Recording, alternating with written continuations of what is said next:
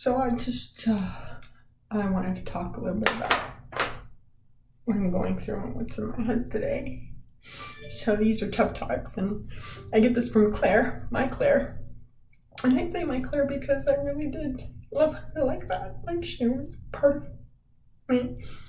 She inspired me just so much. So I'm thinking about how much grief I carry. You know, I lost almost my entire family. They all are dead. And, you know, I lost my mother to ovarian cancer, my father to sudden heart failure just a few years after. And I've been alone since I was 23, except for one person who had been standing by me since I was very young. Luke was my first husband, the first love of my life, and he was killed in 2011 in a truck accident, killed instantly.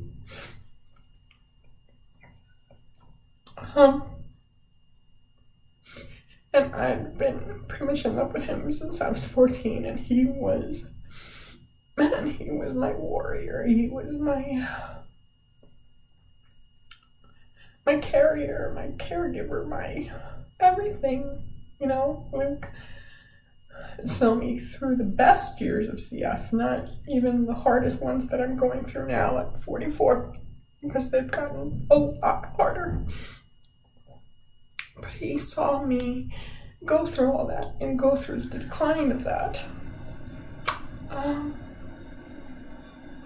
He died 2 days short of his 36th birthday.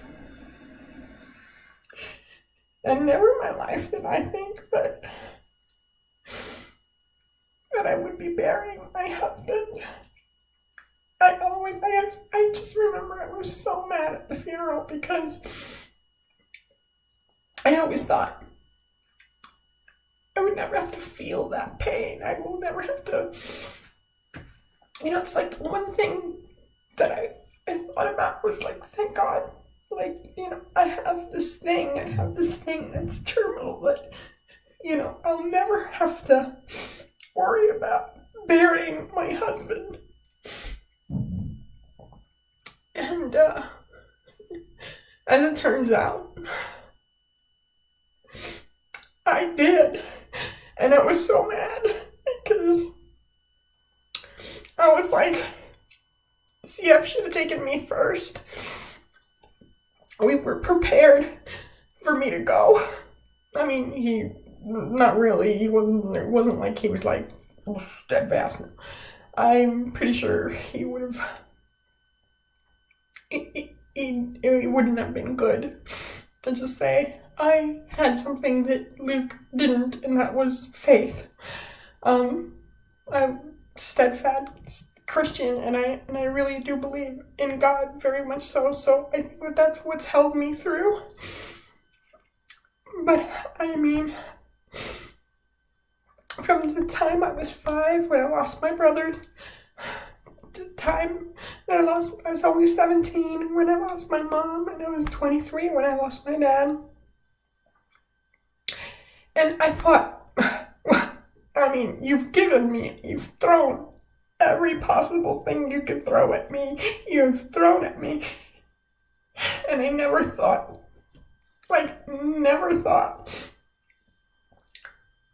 that you would take Luke. Like, it was just so prophetic. The way we were together was prophecy. It was unnatural, and from outside of this world, it was more than just love. It was devotion, like pure devotion. And I felt that very few times in my life. I feel it with my husband, Jake, I do, in a different way. But his mom, Luke's mom, died on October 15th, 1990. My mom died on October 15th, 1991, exactly 1 year after.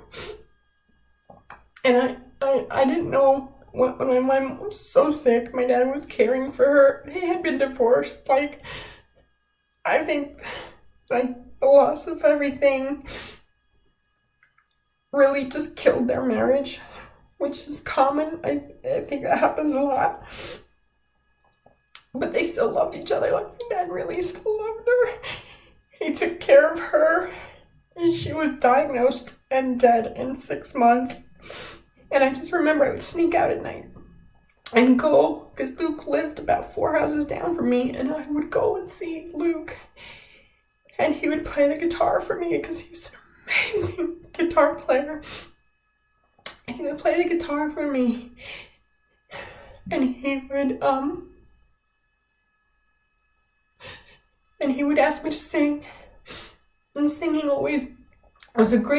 is actually a really great way to do our work, like airway clearance. So we do.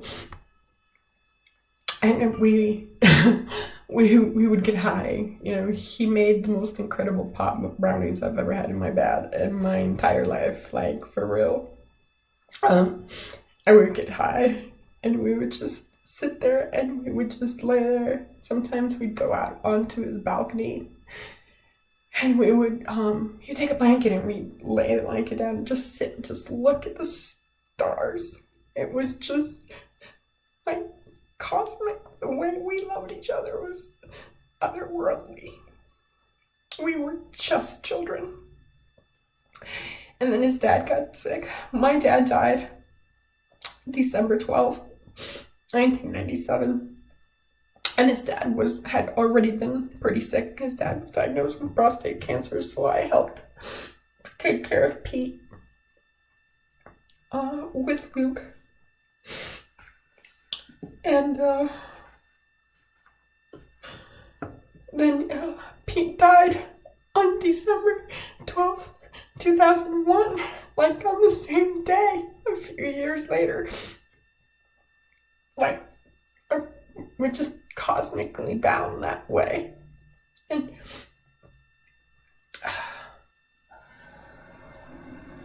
like, I don't know, just, I still carry so much grief for him, and I can't be the only one. I know that there's other people out there that have so many grief, and especially in our community, we see people die all the time, like Claire and Lea, and we, you know, we see people die all the time. So I think it's, you know, people are always like, oh, you're gonna get through it, or you're gonna get over it, don't worry, it takes time, and you'll be over it, and you'll be back to your life, and you'll be fine. But I'm not fine. He died like 9 years ago, or whatever, and I'm not fine. And you know what? I think that's okay. I think it's okay to be grieving. I think that it's okay to grieve for my husband, my mother, my father, my brothers. I think it's okay. I think we don't have to get through it. We don't have to get over it. We just have to live with it. And you're gonna have these moments like this where you think about that. Like, this infection that I've had since January is not going away. I think it might be getting better, but it's just not gonna go away. And I mean, we suffer from that all the time. And so we have to grieve not only like people that we lose, but we have to grieve the things we can't do. Like, I've been looking for jobs since July of last year, and I can't find one because everybody loves my resume, and then I have a phone interview, and they love my phone interview, and they think I'm just amazing, like, oh my god, you could come in and run this whole thing. And then when I'm asked to go in and they see me with oxygen and stuff, they just see me as a liability. And they just say, you know, oh, we went with another candidate. I mean, I just can't believe that someone with a resume like me, with as many certifications as me, I have a doctorate's degree. And yes, it's not related, but you know, I am going back to school for business. Not business, but I'm sorry, information technology and information systems management. And they see, you know, a resume like that. I just can't believe that I am still jobless, because they can't accommodate that sometimes I might need to work from home, or that their building needs to be pretty up to date and have good filtration, and I can't be around dust, and this infection's just gonna get worse if I do that, right? So we are stuck this way. So many of us. I mean, I'm 44, and I can't imagine what it's like for someone who's like just entering adulthood, wondering, you know, what am I gonna do with cystic fibrosis, like, to provide for myself? It's so amazing that we have all this new technology that's coming out to, like, you know, help us fight CF. But we're not thinking about the adults here and what we go through and the grief we carry with us, and how hard it is for corporate America to, like, really accept people like us. And it's not just CFers. I mean, it's anybody with an illness or a wheelchair, or, you know, I have a friend of mine who has ALS, you know, like, fully capable person, can do so much. We're so capable of doing work.